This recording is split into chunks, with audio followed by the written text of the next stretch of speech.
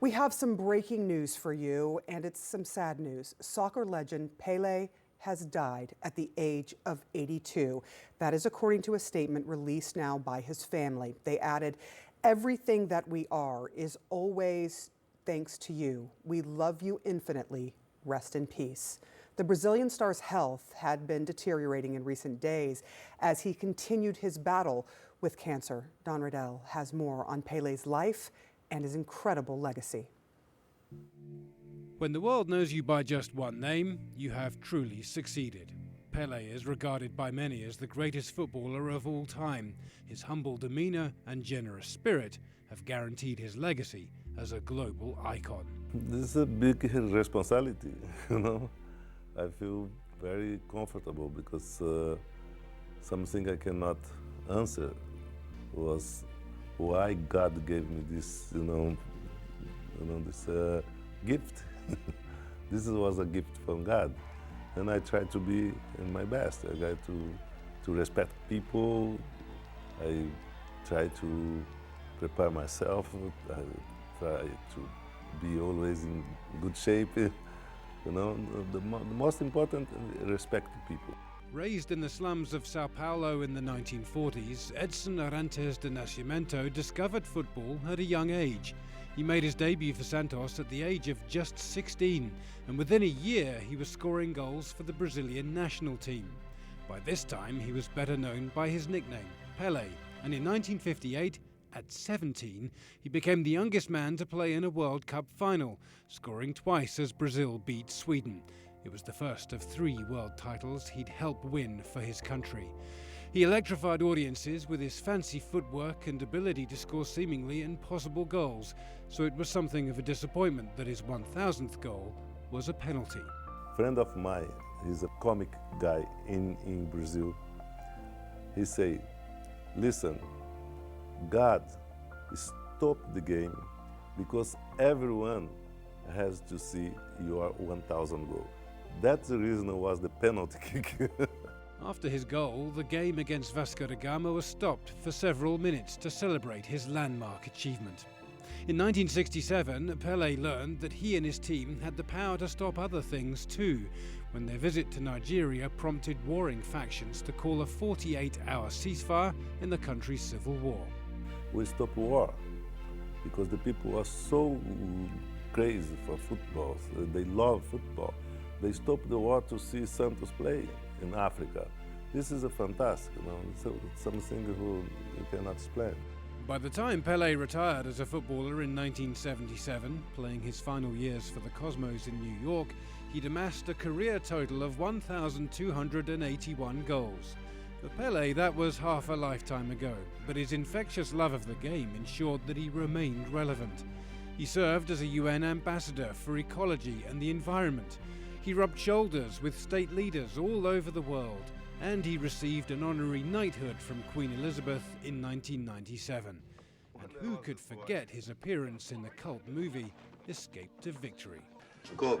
After giving me ball, here I do these, go. Easy. When he starred alongside Michael Caine and Sylvester Stallone, playing a prisoner of war who scored a spectacular, morale-boosting goal in a game against the Germans. I think, first of all, is a gift from God. Second, I think it was a lot of hard work and training. And I have to say thanks to God, because my father was a football player, was a center forward. And then my father was a very, perfectionist, And then everything who I used to do, I tried to do, he used to say, "Listen, you must be better than that." He's always been a global icon, but in his native Brazil, he'll always be regarded as a national treasure. His passing is cause for national mourning, and as he so humorously put it himself, there will never be another Pele. To be the new Pelé would be very difficult, because my mother and my father, they closed the machine. What an incredible life player and person. That was CNN's Don Riddell. Joining us now on the phone is Chris Whittingham, soccer analyst and commentator. First to you about the impact of Pele. Everyone knows his name. Even if you're not a sports fan, he is an icon in his own right. No question. I think when you look at the history of the sport in this country, I think you look at, for example, in the United States, he comes to play for the New York Cosmos in the mid-1970s. And as a result, his name almost becomes synonymous with this sport because it was not terribly popular for several years. If you said the word soccer or even the world's football, you would just sort of say Pele. That was the first name, and you would say it in a variety of ways, right? Because him being from Brazil was sort of said in a variety, Pele. And so you hear this sort of wide variety of his notoriety within the game, and he is sort of the first name that comes up to many, many generations of Americans, and obviously the world over, is known as being someone who is so influential in this sport, has, championed the sport in Brazil and around the world. A three-time World Cup winner, remains the only three-time World Cup winner. We just celebrated Lionel Messi for winning one. I think Pele kind of got left behind a little bit in the greatest of all time discussion because he's won three. Just because he did it in black and white television doesn't mean that he is not one of the greatest figures in the history of this game. Yeah, I was going to ask you about the comparisons that will certainly be made, but he had 1,281 goals in his lifetime. You talked about him winning 3 World Cups. One of the stories that I had heard about him and that always struck me was that during 1967, there were factions that were fighting a civil war in Nigeria, and this is the power of Pele. They agreed, the two sides fighting agreed to a ceasefire so that he could play an exhibition match in Nigeria.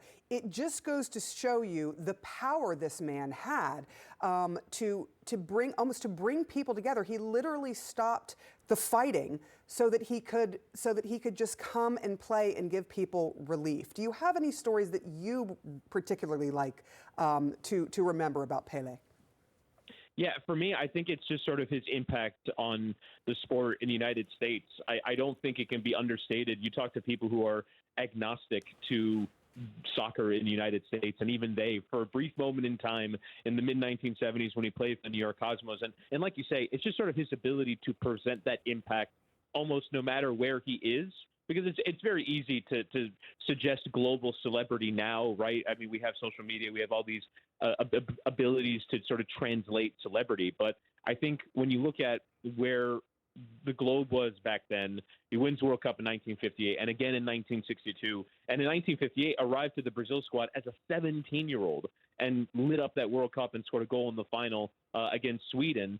And he from there becomes this one word that is synonymous with sport and, like you say, almost with diplomacy in a weird way. He can go any single place in the world and stop traffic and stop what was going on. I remember growing up and hearing this man's name, and it was like, it was vaunted. It was laudable. It was something that was synonymous with something that we can't even access because it came from a different time.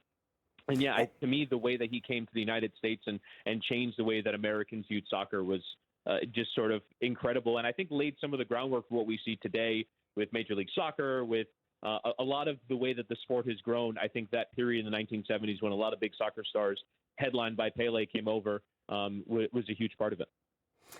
He was a beautiful player in the beautiful game, but also a beautiful spirit, and he did a lot after soccer.